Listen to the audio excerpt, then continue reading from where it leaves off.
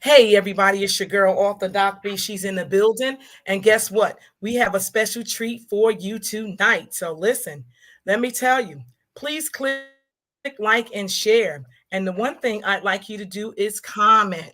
Please comment tonight. Please, I am here please tonight comment. with our co host. Introduce yourself, co host. I am in the building. Azzam Azim, co-host on the Bring It to the Table live and direct. I'm in the building with the Orthodox B. I'm glad y'all here. As she mentioned already, please click like, share. Tell them to get up on over here because it's going down today. We got the sister in the house. She's gonna bring it to the table live and direct. But before we get started, let's understand again. Once again, this is a podcast that addresses all type of social justices issues in the communities, equality, and the freedom that's needed for proper healing.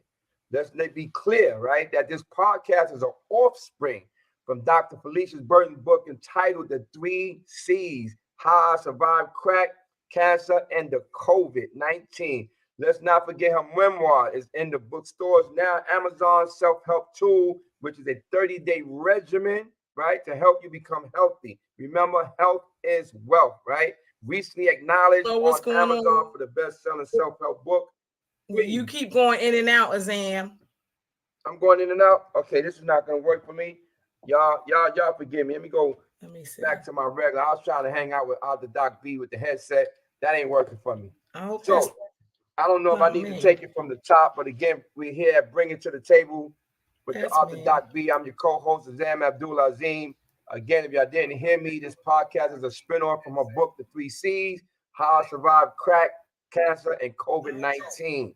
Let's be clear, she has a memoir, a self-help toolbook for the 30-day regimen to help you become healthy. And as I added to it, health is wealth. Okay, let's not forget, she was recently acknowledged on Amazon for the best-selling self-help book. Let's not forget, yes, we are streaming now. Spotify, Facebook, 5 different pages, Twitter, and indeed, and right here officially on the YouTube. So at this time, that's enough for me right now. I'm going to give it over to Author Doc B so she can introduce our guest for tonight.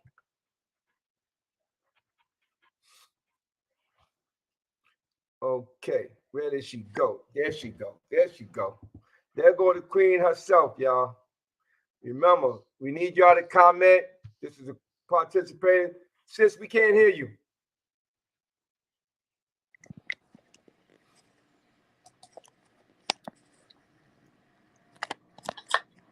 All right, we're gonna try this again. There you go. There we go. One more time.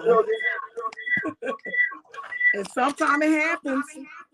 We are It in the does. building. And I hate when it does. Y'all just bear with us. I pray that y'all had an awesome week. Please share with us what's going on. I'm Yeah. just bringing the queen on, honey. I'm just bringing the queen on so we can get it in, honey. We got Miss Unique Dixon here, everyone. Let's give it up. Hello, everybody. I see you all. I hope y'all heard the introduction. I'm sorry for all the technical difficulties, but that stuff happens when you're doing live streaming all over the world. When you just, got up there, change our gigabytes and all kinds of things now because we're all over the place. Unique, how you doing, dear? I'm doing well. Can you guys hear me? Absolutely, loud and clear. Azam, what's going on, my friend? What's good, Yes. Unique? What's going on?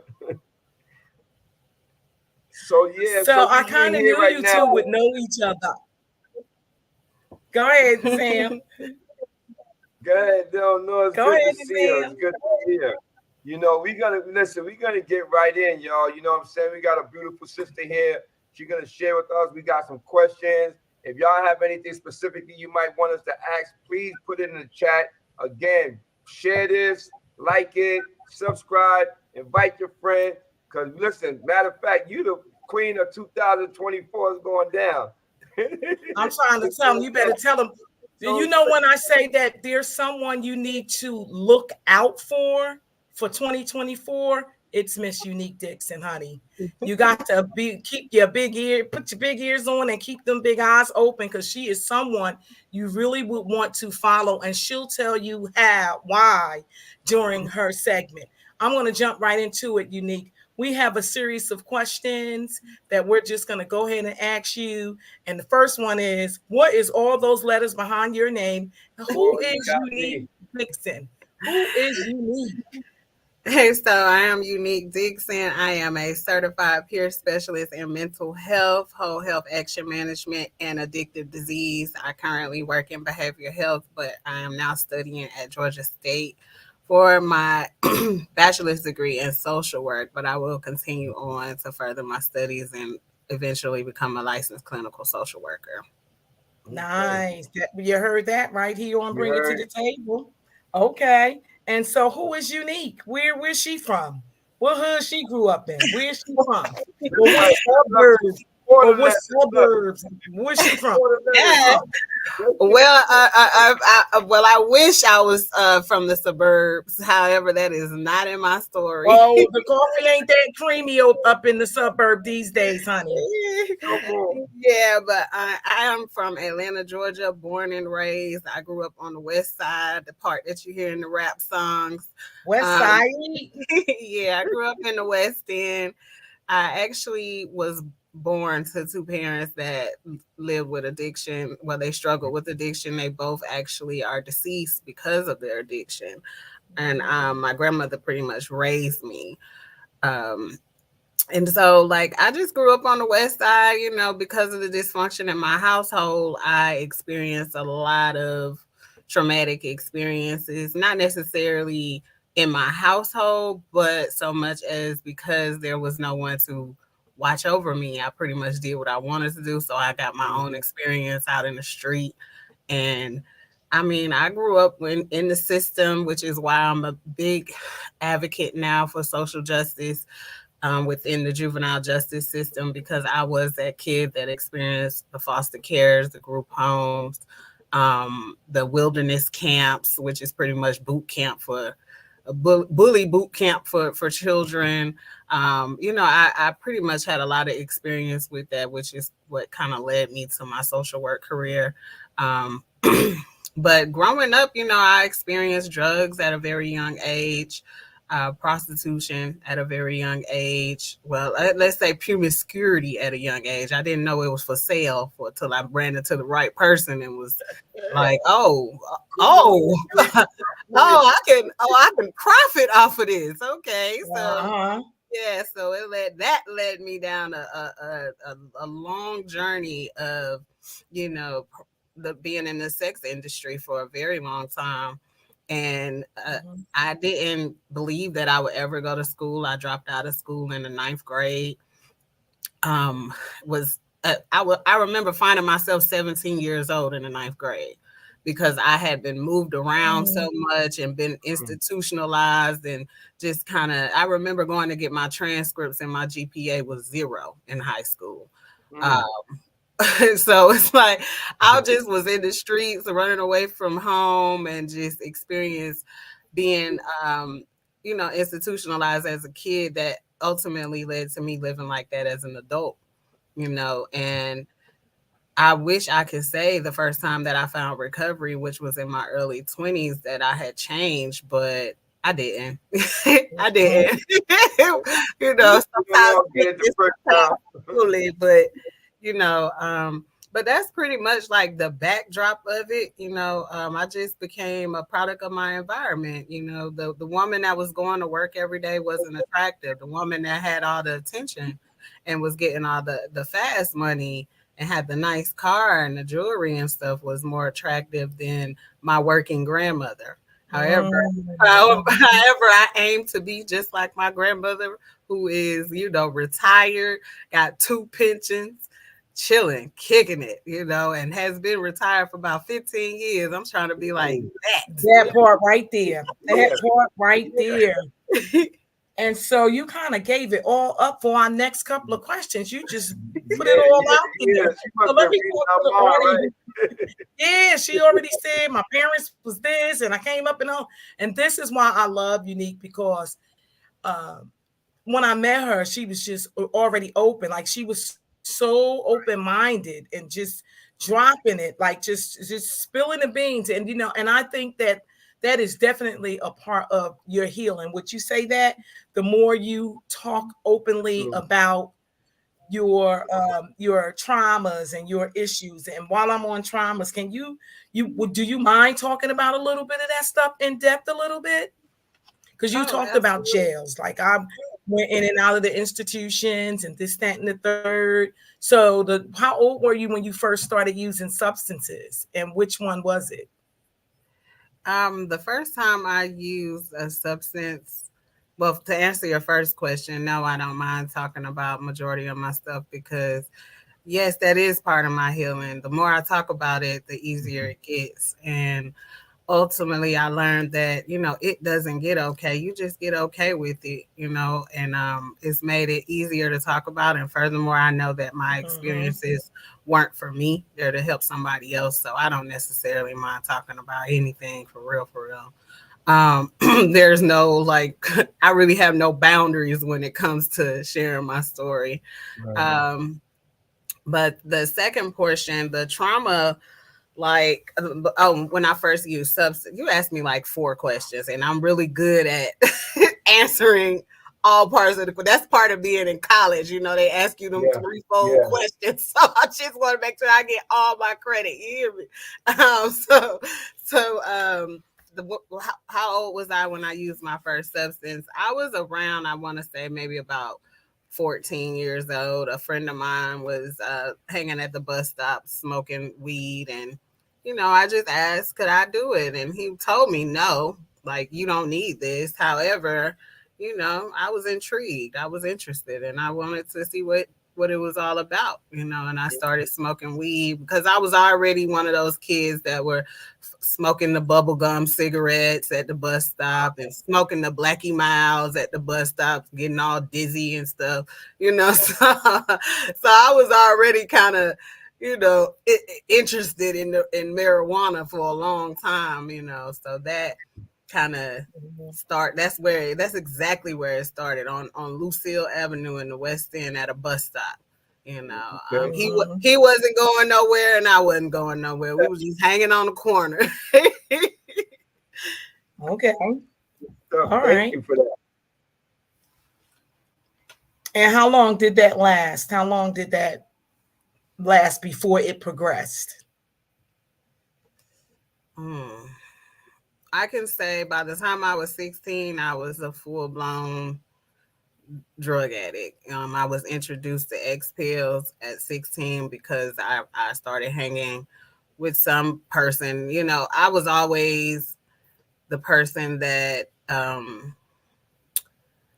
I just needed to know where it was at and what you was doing, and I would just follow you. And then before long, I'll be able to go on my own. So I don't know if you guys remember or are even familiar with Buckhead had a strip back in the days. I was about 16 years old, and I was introduced to ecstasy hanging out in those clubs. There was a young lady that took me out there about 1 or 2 times, and before you know it, I knew my way around, and Mm-hmm. before you know it, I was, sprung out on ecstasy pills, hanging out in the Mm-hmm. club every night. But Mm-hmm. I was actually just recently talking about this. Like, it was interesting to me as I reflect that, I was so intrigued of that nightlife, being in those clubs. I was Mm-hmm. 16 years old. I would lie, it was so much to where I would tell the security guard, like, you don't remember me from last week? I lost my ID in here. And they'll just let me in. They'll just let me in. I get close Yeah. to the promoters. It was literally a strip. It was saturated with clubs. It was like 20 clubs on one Wow. strip. And I remember like just when the night was over, Mm. like I never wanted it to end. And I Wow. remember just hanging out at the train station waiting for the bus to start back running so I can go home. That's only if some old man didn't, or not older, I'm gonna say older man, because ultimately it was molestation. You know what I mean? Mm-hmm. As much as Sure. I want to say that I volunteered for a lot of that stuff, which I did, but if somebody didn't pick me up, I was left out on the street until the bus started running. Okay. And I just remember like when the night was over, it was like I never wanted to end. So I found myself, I hear somebody say like I went to a party and it didn't end till 20 years later. Yeah, I heard that. Like that's kind of what happened to me. Like, I was, and then getting into the. Well, you ain't asked me that, so I'm gonna stop because y'all don't want to. Well, no, you can keep going because I probably will get there. That was getting good. I probably will get there. Come on. So being introduced to the prostitution, once I became of age, I immediately went to the strip club because I'm like, oh my God, like I can do all of this in one place. Like I don't have to go looking for the tricks. They right here in the club. I didn't, I could dance all night. I could be naked. I could be drugged up. I could party. Like this was perfect. Like where else would I rather be? What do you call it? A one-stop stop? Yeah. That's exactly what it was. That's all it was. A one-stop shop. You said one shop. Stop. One-stop shop. It don't matter. All right there. Thank you for sharing that. And that's just so awesome, man. And I just want to help the audience understand something that you shared earlier. It didn't matter. It was all in one spot. Yeah. What she was talking about in the clinical world, we call it adult childhood experience. Because we heard her say something that happened as an adult affected her as a child. I mean, as a child, took her all the way into her adulthood. So thank you for sharing that. Yeah. So what do you got for me? What do we got for you? Drug of choice, weed. What happened after that? Because we know weed is a gateway drug. We talked about that, yeah, and what led her into it. She went on, it progressed. She talked about, she said that. She did pills, it went to pills and everything. Man, yeah, I must say, I got kicked off for a second. I had to come back. Okay, that's all right. You got that part? Okay, cool. Let's see what else we got. And so what happened to your parents? What happened to your parents? Yeah. So in regards to the part where you talked about the traumatic experiences. Can you hear me? Yes. Can you hear me? Can you hear me? Yeah. Can y'all hear me? You can hear me, Azzam? Oh, this thing tonight. We can hear you. You good. Unique, are you there? Yes. Are you there? That's your headset. Can you hear us? Yes. That's me? Yes. Oh, man. You good. What happened to your parents? Okay. What happened to your parents? So I lost my mom when I was 14. And, you talked about like traumatic experiences. Like I actually found my mother in my house. She basically, to make a long story short, she found some bad crack and ended up having a seizure in the house. And I came in the house and I found her. And she already had the virus and she was like full blown, with the virus. And her immune system was too weak to kick whatever had happened. So when she was transported to the hospital, she had pneumonia, and then about 10 days later, she died in the hospital. In regards to my father, he passed when I was about 25. I knew my father, like he came back into my life, and by then my mother had passed, so I was intentional about just cultivating that relationship and maintaining a healthy relationship with him. I didn't try to hold anything against him because I had already lost my mom.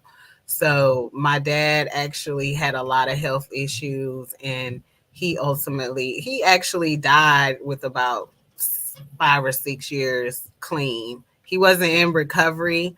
However, he did give me like a black key tag that he had from the meeting, but he didn't do meetings. But he actually died, clean. He just had a really like a lot of health issues going on. And, ultimately I was there, to bury him and get, take care of all of his expenses and stuff like that. Wow. Awesome. I'm Awesome. sorry for your losses. I'm so sorry for your losses. And how old are you now? I'm 35. Okay, so that's about 10 years ago. So you're still in this whole grieving thing. And even from your mom, can you explain to the audience how that grieving really looks and plays, how addiction plays a part in that? Yeah. Absolutely. So, I mean, grief has its stages. You got the anger, you got the sadness, you got all these different phases of it. But in order to address the grief, you gotta know that you're grieving. I never knew I was grieving all of these years. I just knew that I like to party and I just wanted to stay in the party. I didn't want to face the reality. So Mhm.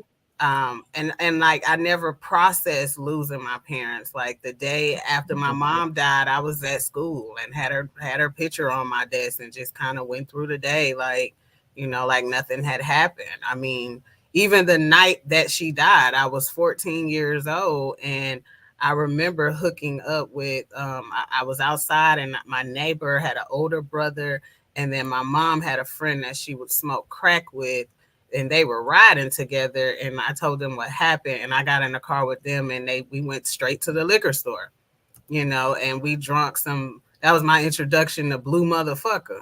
I was I was Mm.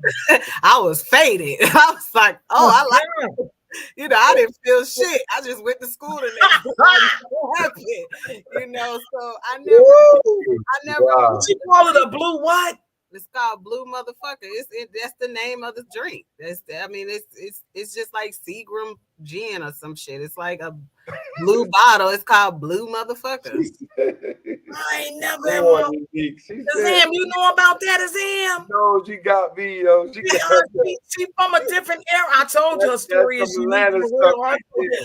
Her story is unique. That We might be a southern thing. Yeah, we from up north. I ain't never in my Yeah, life Cause heard no. everybody know about Blue Motherfucker. Woo! I hope they don't take this episode down because this is a good one. Oh yeah, my yeah. God! Oh my goodness! Wow!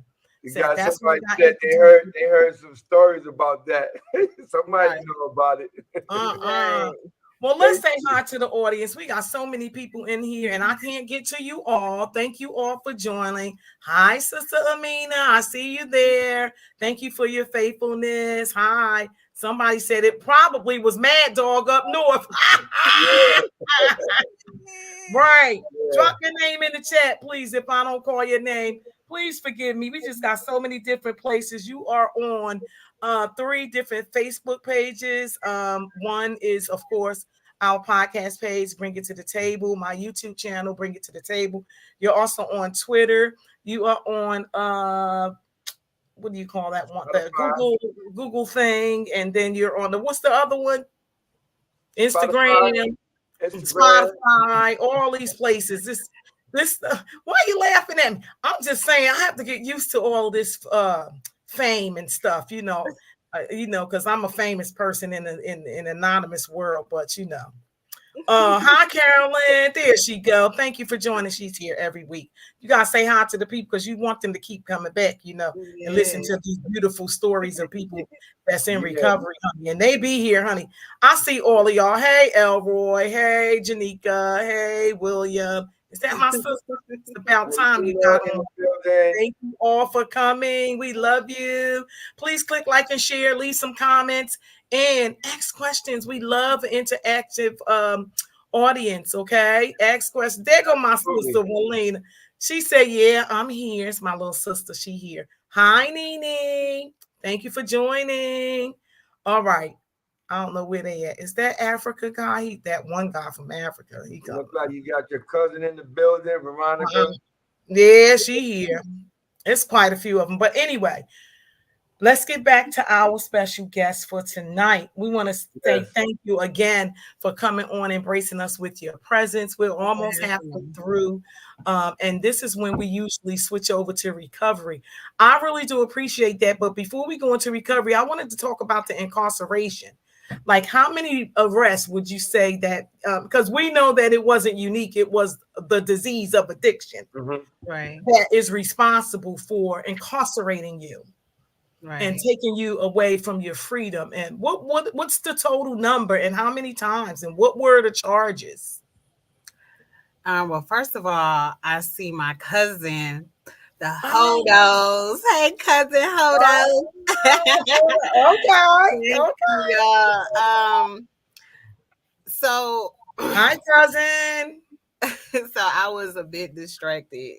I was just reading it. That just warmed my heart because I didn't grow up with that side of my family. So that just made me really emotional to see her Yeah, here. bring it to the table. We get all that out. All that. That's beautiful. That's beautiful. So answer your question one more time. I'm sorry. Okay. What was my question, Azzam? Career criminal. Oh, the incarceration. Career criminal. That's so good. You ain't right. You ain't right. Oh, that's on Vanessa. Hey, Vanessa. Yes, Vanessa. Oh, Susan's here too. Susan and Vanessa. Those my girls right there. Them my girls right there. But did you say career criminal? I'm over you. I'm so over you. I'm so over you. Go ahead. The question was. Listen, all right. How many arrests? Like, how many arrests have I had? I do not know. However, how does that tie into career criminal? Most career criminals don't know. I cannot answer that question. Like, if $1 million was on the line, we would be like in trouble. You wouldn't get the number. You wouldn't get the number. It's up in the teens somewhere. They're saying how proud they are of you and that they love you so much inside of the chat. Just so you know. I love y'all too, and thank y'all for always showing up for me, Vanessa. I just know this: when they say unique is sharing, all I know is at that place that we go to, because we can't break that place. That place that we go to for our help. Whenever they say unique is sharing, I'll be like, "What time we're at? What how you show me what to do?" And then when I get there, all of them that's in the thing right now, they're always there.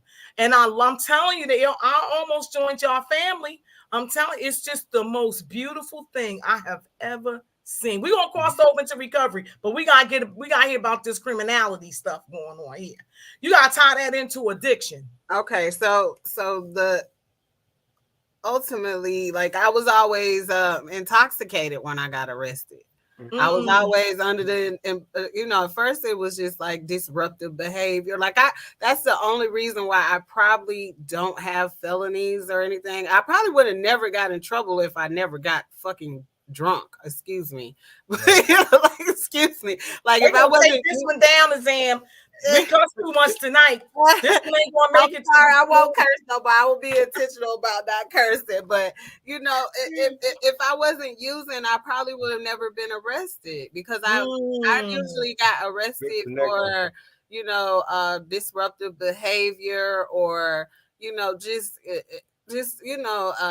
disrupting the peace and stuff like that. I kind of always was fighting. You were fighting, girl. You beat girls up. No, I to be honest, I've been in like 3 fights my whole life. Don't nobody mess with me. But I don't even when I was using, I never put myself in those situations. I'm just not no messy, catty girl. Like, if you want to fight me, it's because you have a problem. Because like, I've always been like friendly. I've always been. Yes, you are. I could contest to that. I've always been that way, so anytime somebody wanted to fight me, they more than likely got jumped. Because people love me. People love me. They're like, you want to fight Unique, like, of all people? Like, you crazy. What she do? She ain't do nothing. She right. Like that. She ain't gonna do that but buy you a drink. Like, what's wrong with I wasn't never that type of person. Like, I've never been a violent but the violence came out, the aggression came out with authority. Which is why most of the times I got incarcerated, because when it came to authority, inserting their authority, I was reactive, and I always ended up in handcuffs. And there have been times, domestic things that might have got too out of hand. I remember being intoxicated trying to run my ex-girlfriend over with my car. Like it's been a lot of things, but I was intoxicated. I drunk something in a jar from the gas station, which was probably the worst move. It was probably like moonshine or something like that. But yeah, like anytime that I've been incarcerated, majority of the time was because of me being under the influence. And when I was introduced to, like, when I did almost get a felony, it was because I fell in love with somebody that I met in the strip club who was a dangerous man, and he put me in some sticky situations where I almost spent a lot of time in prison. But by the grace of God, I was able to get first offenders, and I do not have no felonies today. Praise God. Look at that. Look at that. Well, there it is, folks. You heard it right here. Unique ain't got none of that going on. She's been locked up. She's been behind them bars, but she's a free woman. I's a free woman. Tell them, Unique. I's free. I'm trying to tell you. And so now you talked about love and this man, that just in case that you may have gotten in that type of trouble or some things like that, those issues led you to incarceration and feelings and emotions and all kinds of stuff. What's going on with your life now? You mean love life? You nosy. Like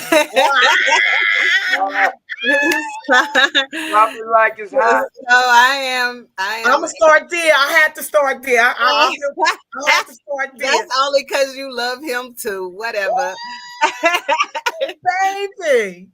But yes, I am in a relationship, and I can say this is the healthiest relationship I've ever been in my life, and that's because I've learned my worth today, and I know that's not equal to what a man has. Is equal to who he is, and I feel like I have found a quality person, a great human being to share my love with that appreciates my love.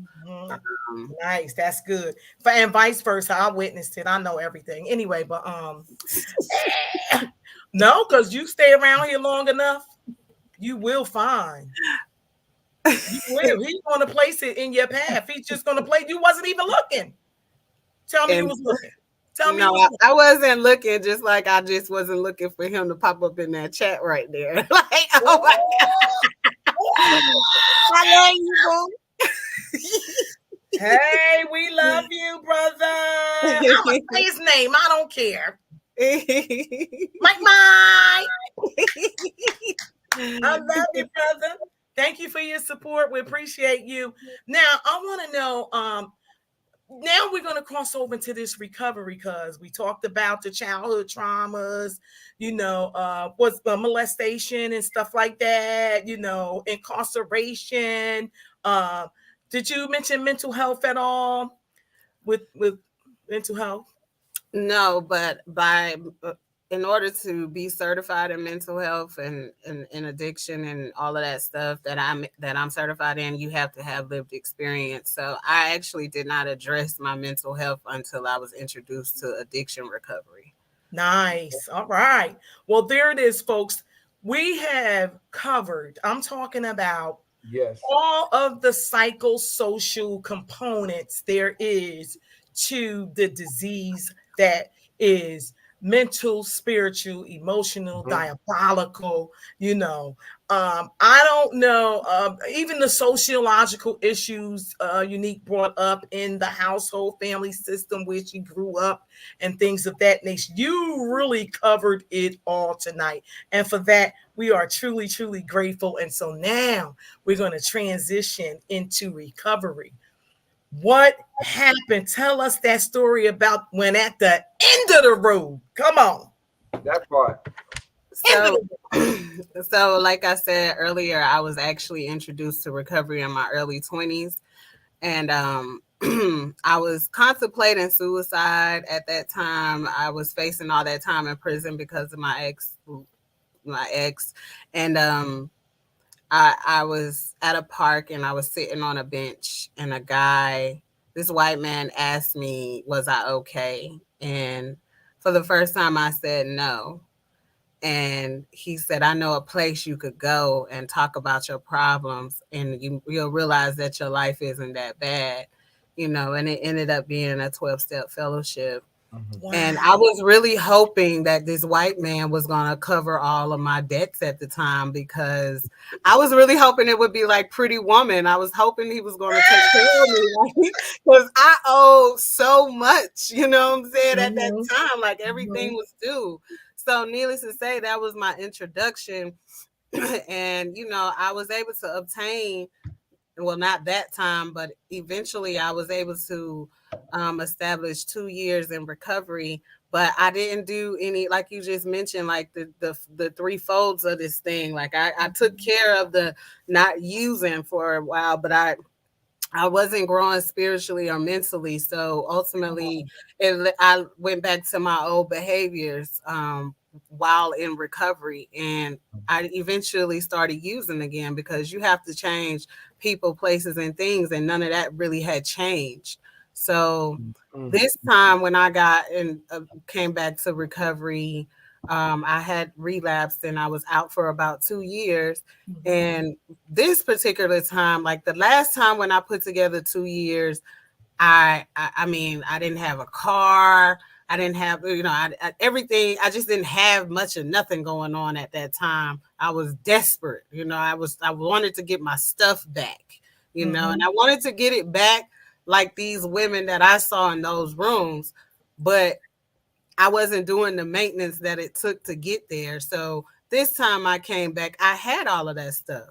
I had a car. I finally got a career. I got my cosmetology license while I was in my addiction, and was finally, becoming a productive member of society. But it was this gnawing on the inside that I felt. Something that like I couldn't find it to be happy for myself. And eventually, I made a decision. I was just like, dang, man, like I got to go back to these meetings, man. Like what really happened, similar to the white man, God put another person in my life and asked me, was I okay? And I told her no. And the first thought that came to my mind was a gentleman in the club. He wouldn't buy me a drink because when he met me, I was in recovery.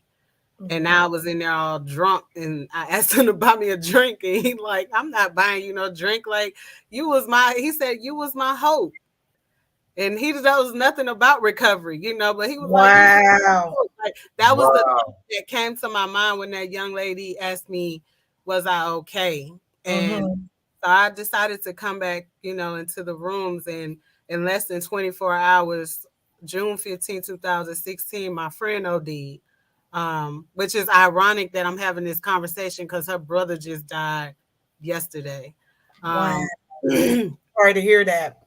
yeah, it's My tough. condolences. Yeah, my condolences. Thank you. But yeah, so like, when she OD'd, I made a decision. Like at this time, I was upset with addiction because I sat there and I thought about all the things it robbed me of.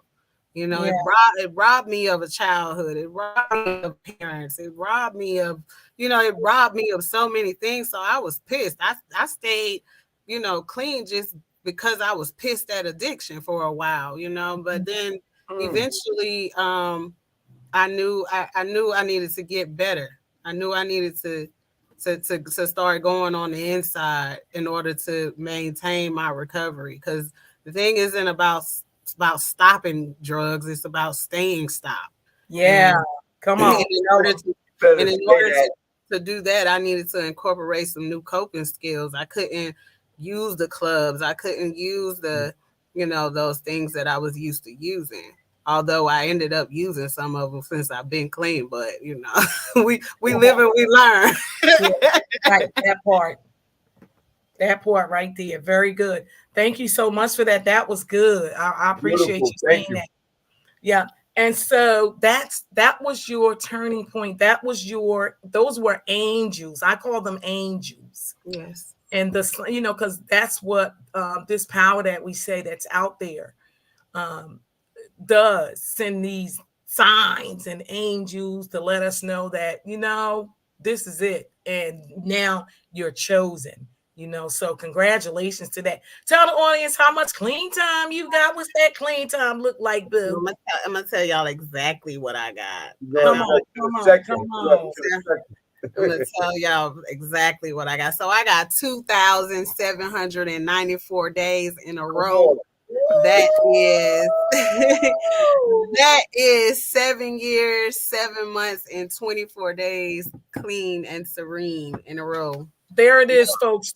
You too can get that much clean time and then become, in the interim, a CPS, a MH, a WH, and an AD. Boom. And she ain't finished yet. I can see Dr. Dixon on the rise, honestly. I ain't even going to lie to you. And I'm going to always encourage you to get those letters, honey, and keep on going. I'm always going to encourage you to do so because we are not what we've been through.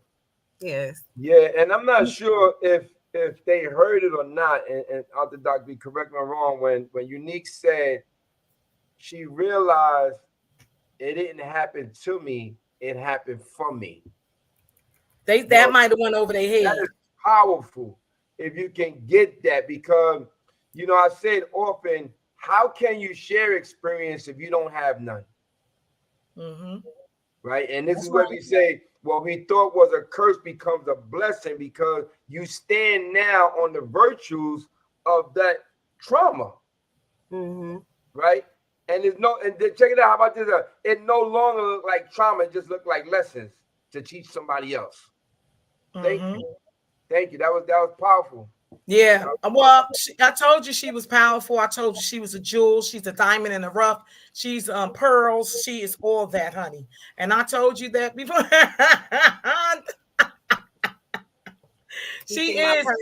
Yes, I see the pearls, honey. I see the pearls. Miss Pearl is here, y'all. Miss Pearl from the South, dropping it. I appreciate that. And so some of our final questions is built around education. What are you doing now?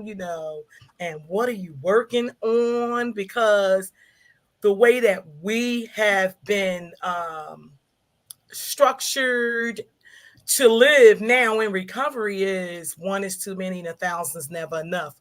Well, not of the old lifestyle, but it's still like that in the new life that we live in recovery. What's next? Okay, so what's next? What you working on now and what you working on now until we do get to that retirement spot and still be working on something. It's like that's just the way that it is. We can never get enough positive things going on in our life. So what's going on with Dr. Dixon? I wanted you to hear it come out. Hear how it sound, Dr. Dixon. Oddly enough, you're not saying nothing I haven't heard before. There's people that call me Dr. Dixon. Nice.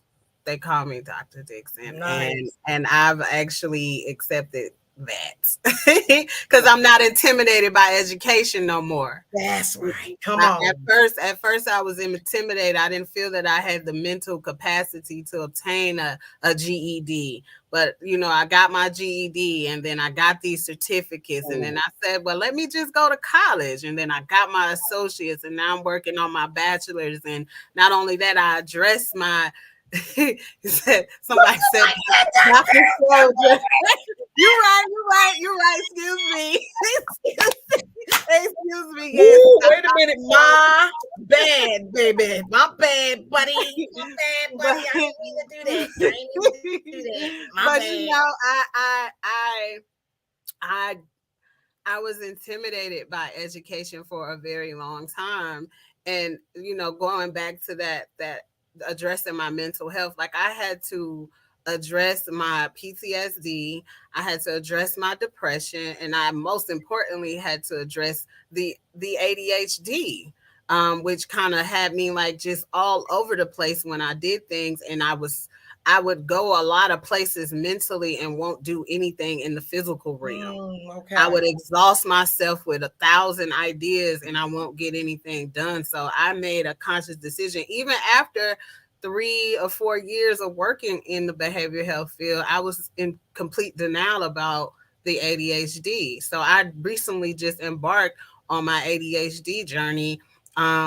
and have been taking medication. And since then, like, I made the damn doggone president's list in school. And this last semester, because it's not that I don't want to do the work. It's just that I need to accept that I have a chemical imbalance that won't allow me to focus and retain information properly. But that's why we have doctors. That's why we have, peer support. That's why we have these different tools to support us on the journey. So yes, now I'm currently a student at Georgia State University studying for my bachelor's in social work. I'm actually completing my internship form. So I'll be interning at a place that I'm really looking forward to, which is I'm not trying to endorse anything, but I'll be working with children that are in defects. So I'm excited about that.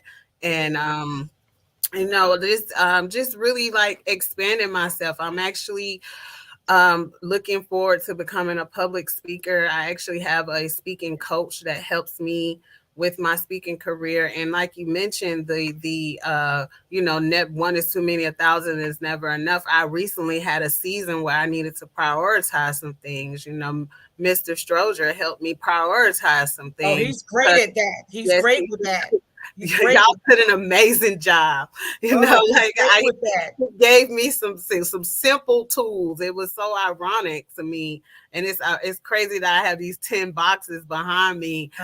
But he gave me 10 boxes to put my priorities in, and it helped me narrow down on what my focus was, because just 2 weeks ago, I started a Shopify store. I was doing ebooks. I was, writing my book. I was, trying to build a speaking brand. I'm going to school. And it was just too much, and thank God for, my partner, but also a conscious contact with my higher power that was able to, I was able to hear him clearly say, not right now. Like, you've been influenced by social media. And so you want to you done caught the FOMO, like you feel like you're missing out on some things. But what I got for you is greater. Like, don't be influenced by all of all of this stuff that's on social media, which half of it ain't real in the first place. So I need you to just focus on school and focus on work. Right. So right now I've been being intentional about being a better student. I actually just finished a homework assignment before logging on here, and being intentional about being a better peer specialist to my peers. And that's just where I'm at right now, because God has a lot for me, and I don't have to do it all today, is what I heard. Like, Rome wasn't built in a day, Unique. Like, he gave me permission to continue to get the information, but I don't need to do no applicable work until like he says so. I love it. You're on mute.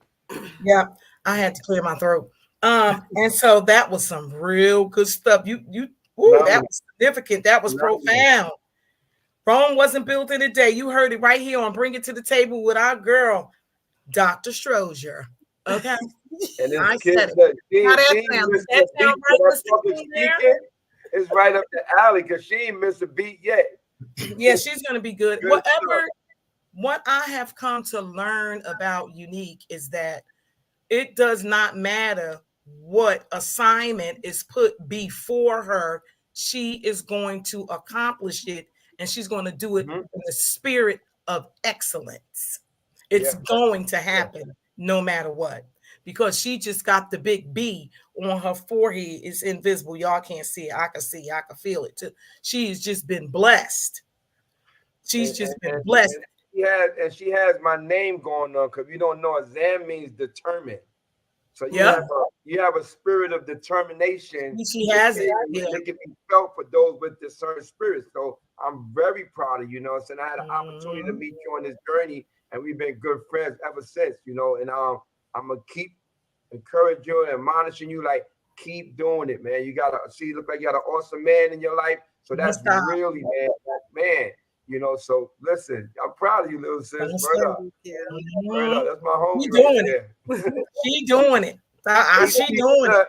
ATL in the In building. the building, the finest I have ever. I'm talking about surround herself with giants. Just Yeah, she's in yeah. there. She's in And there. I know a lot of her peoples, man. I know you got the support that you have, man. And that's what important. Audience, you gotta listen, man. You gotta have support. If you hear what she's saying, she's not trying to do it by herself.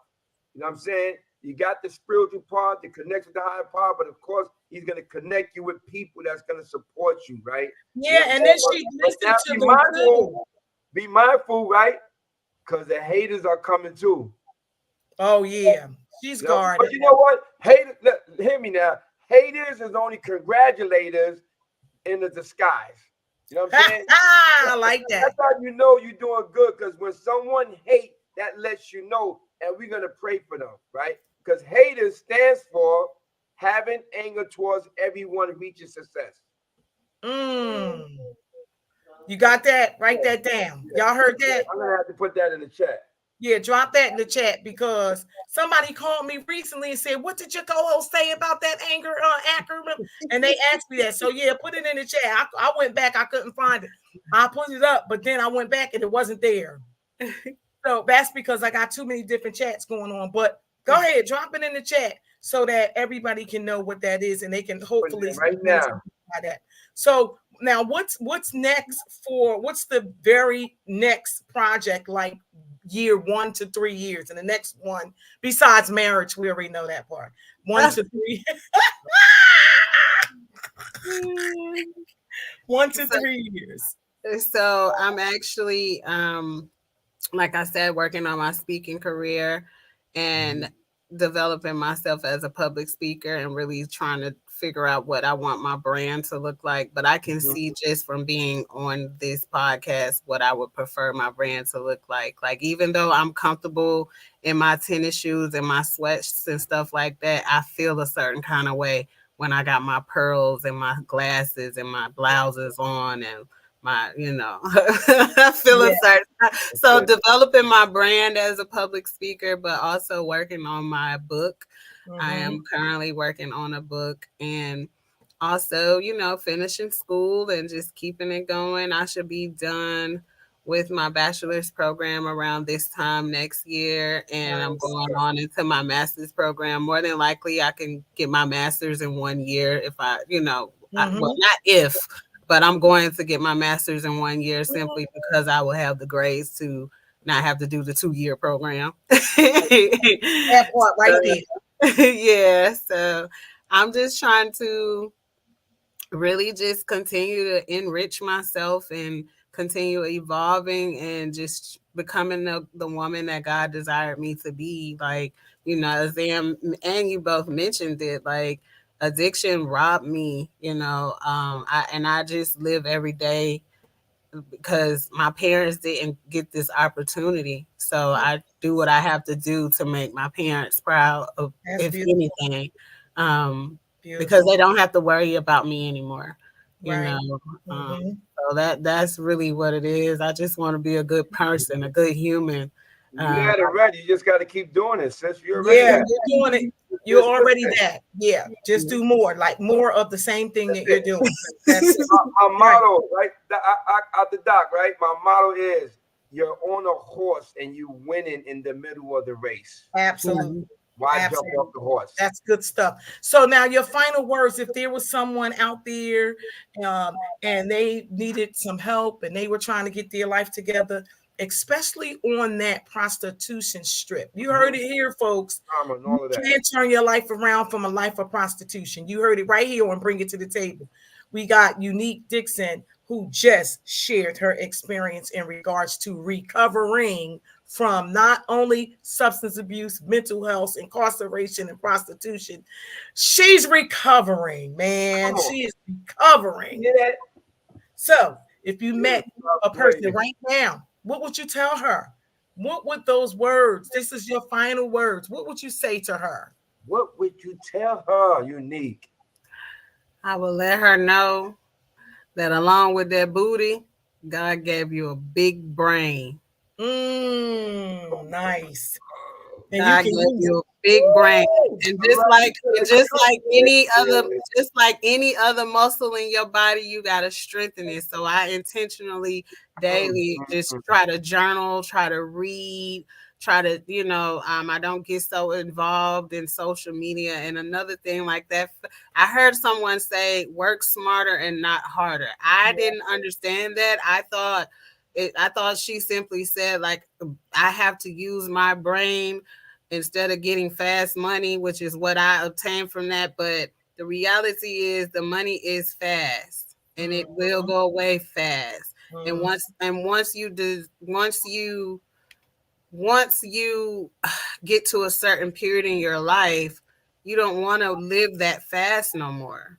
Right. You don't want people touching your body that you don't want touching you anymore. Yeah. So in that time, you can be developing yourself. I know it's hard. I know it's going to be challenging. I know you're scared, but just know God gave you a brain just like it gave Dr. B a brain, just like it gave me a brain that I thought was useless and fried.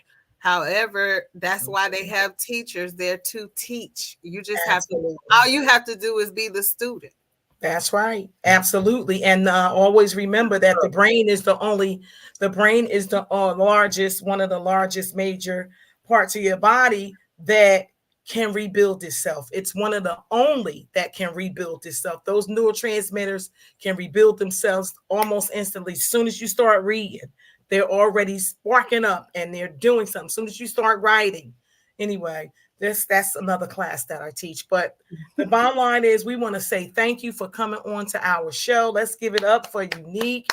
Thank you. Awesome job. We appreciate you. And now just a few announcements. We will be down the rest of the month because I am leaving to go overseas to take my religious pilgrimage. I'm going to the Saudi Arabia, Mecca, and Medina. All right. And so I'll be gone for the rest of this month pretty much. And so this is our sabbatical month. We're just going to say, see you the first week of March. All right. So you guys pray for me. I'll pray for you. And thank you all for coming. Co-hosts, final words. Final words. Although we'll be down at Bring It to the Table, if you want to come have fun with me, come see me on TikTok, Azzam. Come see me there. I got what's going on with me, Dan, and dementia. It's hilarious. And matter of fact, my son is involved with it. But my final words really would be is that be careful if you miss out on opportunity because it'll slip away real fast. All right. Thank you. Unique. Tell them where they can find you. Tell people where they can find you. So you can find me on Facebook at Unique Dixon, but you can find me on Instagram, TikTok, and YouTube at I Am Unique Dixon. Oh, I love it. Powerful statement. Good night, folks. Peace out. This is how we do, Unique. Say deuces. Bye-bye. Deuces. Azzam, what you doing? You done checked out already? Oh, I was trying to put my tag up in there. All right. I get that for my grandson. You good. Good night.